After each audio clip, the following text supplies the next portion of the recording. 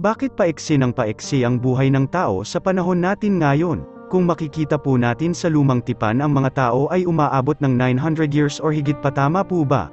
Ngunit bakit sa panahon natin ngayon pabata ng pabata ang namamatay? Tignan po natin ang sinasabi ng Biblia.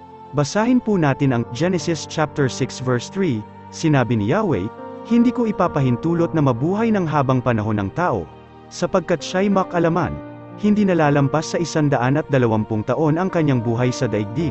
Nang dahil sa kasalanan hindi na ipinahintulot ng Diyos na ang tao ay mabuhay ng matagal dahil habang nadaragdagan ang kasalanan nababawasan ang haba ng buhay ng tao. Tignan natin sa Psalm chapter 90 verse 10, "Buhay nami umaabot ng 70 taong singkad, minsan na may 80, kung kami malakas, ngunit buong buhay namin ay puno ng dus at hirap, pumapanaw pagkatapos, dito sa sang maliwanag."